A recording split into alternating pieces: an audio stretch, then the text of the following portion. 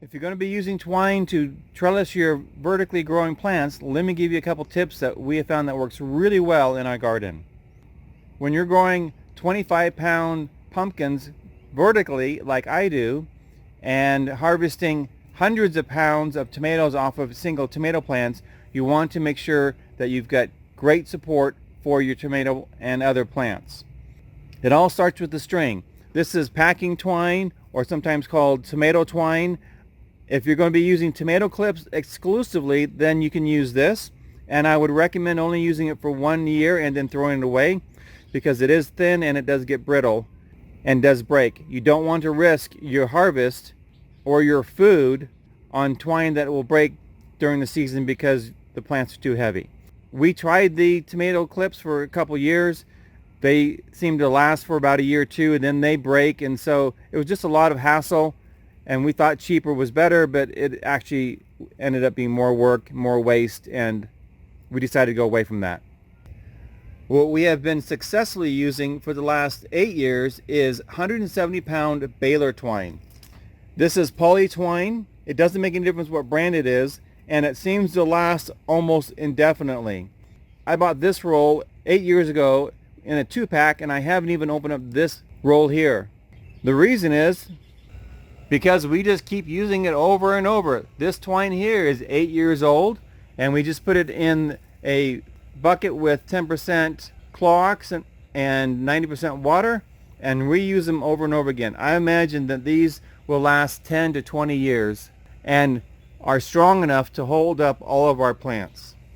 Have all of your plants on one side of your grow box or soil bed, and then run a piece of wire down about an inch or two above the ground. Here I've got just an exterior screw screwed into the 4x4, and I've wrapped my wire around that. If I didn't have a post here, I just put a stake in there and do the same thing with the screw to hold the wire in. That gives us something to tie our baler twine to when we're growing vertically. Again, when I was starting out and wanted to save money, I bought this rebar wire, and it lasted 1 year because it rusted out and broke all over the place. So again, half the cost is twice the expense.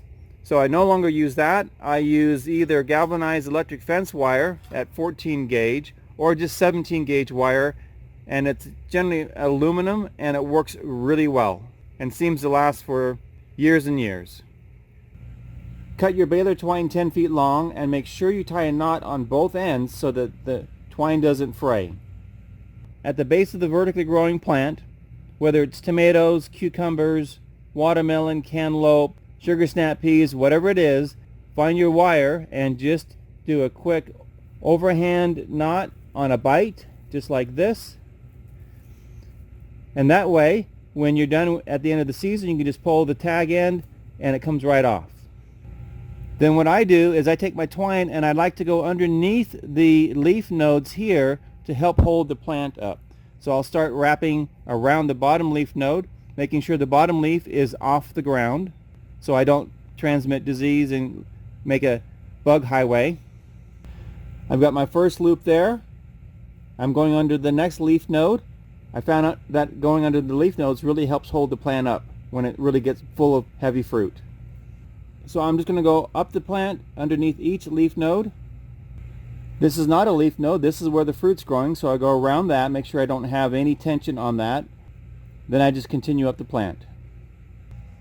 I used to be really diligent in making sure I removed all the suckers off the tomato plants, but now I remove them all except for the top two. What I have found is that sometimes I will break the top of the tomato plant by mistake, or somebody will be in the garden and that happens. And then if I don't have a backup sucker, then it takes a long time for the tomato plant to grow another sucker, or it just stops right there. So I leave one sucker below the top sucker. Once that sucker has started growing, then I take this sucker off. So I always make sure that I have at least one sucker growing on the top of the tomato plant. I now run that twine all the way up to the 7-foot high 2x4 or wire that I have growing horizontally above my plants. I then loop the twine over the top, put my finger underneath the 2x4, go around my finger like this, so my finger's inside, which creates a little hole.